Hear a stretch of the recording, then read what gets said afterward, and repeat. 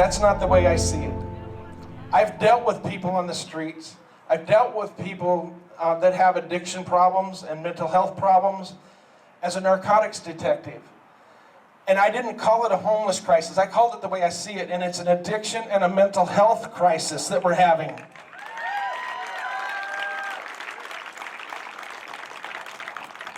If we built a house for everyone living on the street in the state of Washington, and tomorrow there's nobody living on the street, we will end up with people overdosing in those houses. They would turn into the next slums, and it would not fix the problem. It would cost taxpayers billions, and then people from all over the country would be coming here with their hand up saying, hey, I don't have a house, build me one too.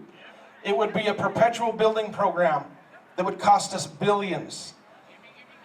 The problem is if you go to places like King County and other Democrat-run counties and cities across this state, you'll find that they will not prosecute. The police will not arrest someone for possession of heroin because the prosecutors will not prosecute. They say that it's not compassionate to put an addict in jail. I've found exactly the opposite to be true. We have a zero tolerance policy. If you have residue of heroin in a baggie, that's a felony in this state. We would arrest them, put them in jail, and they would see a judge, and the judge would give them a choice. They can go to treatment, or they can go to prison or stay in jail, depending on the severity of their crime. And most of them chose treatment. And a funny thing started happening. People would come back after getting their head clear, getting off the drugs, and come up to me and give me a hug and thank me for saving their life. That's compassion.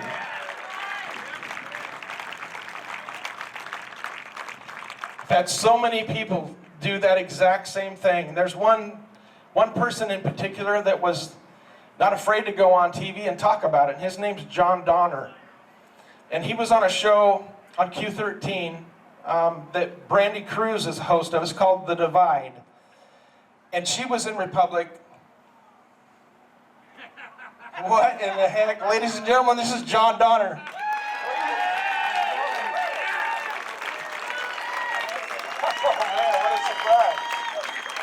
I knew there was a surprise tonight, but I had no idea that John Donner was here. You were absolutely awesome. You should have let me tell your story first. Tell your story. Tell it away. So what a surprise. So Brandy Cruz was in Republic interviewing me about my run for governor and about my stance on this homeless crisis, right, that I don't call a homeless crisis. And while I was talking to her on the streets with her camera crew, I saw John Donner go by. And I said, would you like to talk to a former addict? And she said, absolutely. So I got a hold of John, and he came over and talked to me, and then agreed to go on camera and talk with Brandy Cruz and tell his story. And I'm going to let you tell your story right now. You want to do that?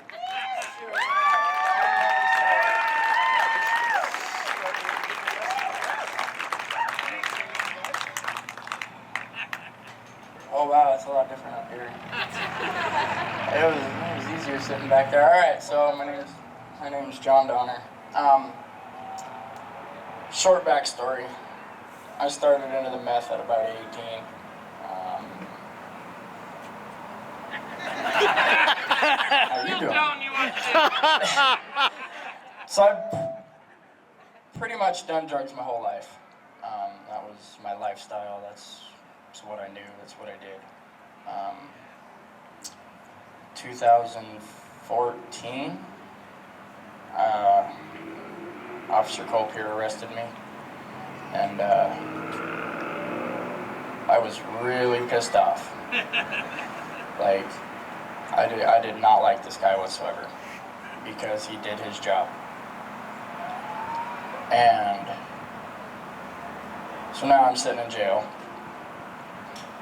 and I was given the option to either go to prison or go to treatment. And I chose treatment because my grandpa said that's not the easy way out. So that was it. And then I got back out of treatment, and everything just went uphill from that. I got a great job now. I got married. Just had a little girl.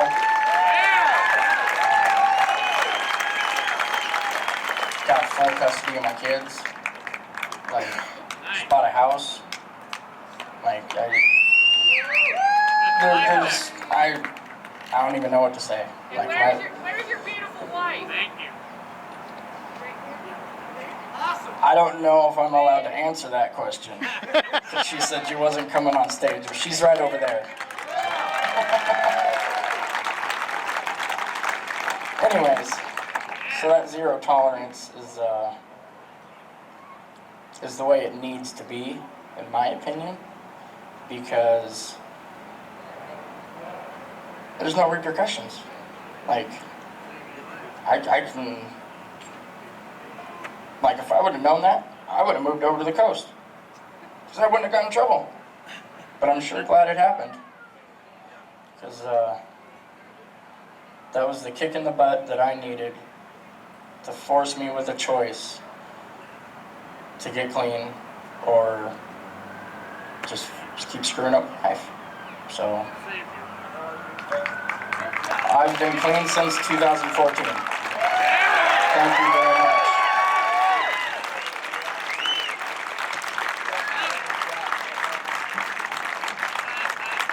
Is that awesome or what?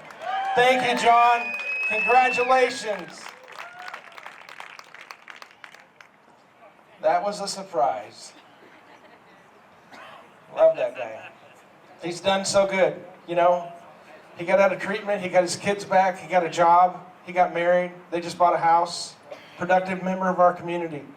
It's amazing. And that's tough love. That's what, you know, we can't just leave people stuck in the cycle of addiction on the streets. That's not the answer. That's not compassion at all. But that's what the left wants to do.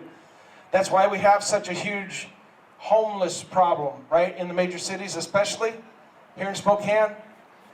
It's because the far left wants to leave them on the street stuck in the cycle of addiction. That's not the answer. I toured a facility down in Longview several months ago now. That's a homeless shelter and addiction treatment facility. And they used to take mostly state funding, right? But with the state funding comes the state rules.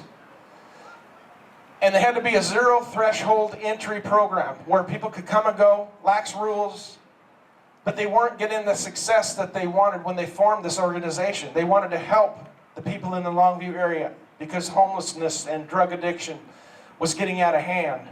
People living on the streets in tent cities and stuff, that it's all over the place now.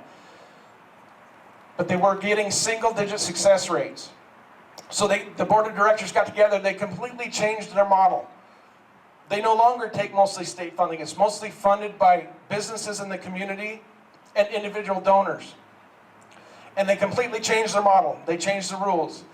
Now it's a locked facility. They've got security guards, security cameras. They've got an addiction counselor, mental health counselor. They've got a daycare for family units when mom and dad are gone looking for a job or going to counseling. And they've gone from single-digit success rate to 78% success. That's huge.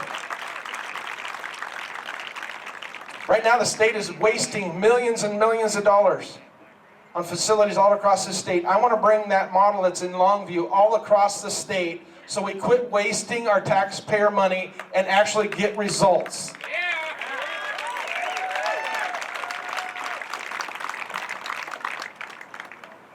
So having no enforcement basically attracts people from all across the country to come here that want to continue to do their drugs. That's why we've had this big influx of people living on the streets. It didn't used to be like this.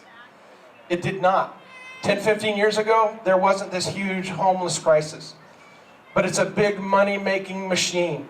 All these companies all across the state get taxpayer money, and they turn right around. You can look it up on the PDC. They turn right around, they donate money to the Democrat Party and Jay Inslee's campaign. It happens all the time, so it's no wonder why it doesn't get fixed, right? Follow the money. So we bring that model all across the state and stop wasting taxpayer money and actually help people.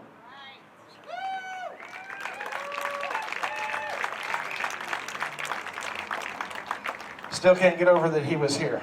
That's amazing.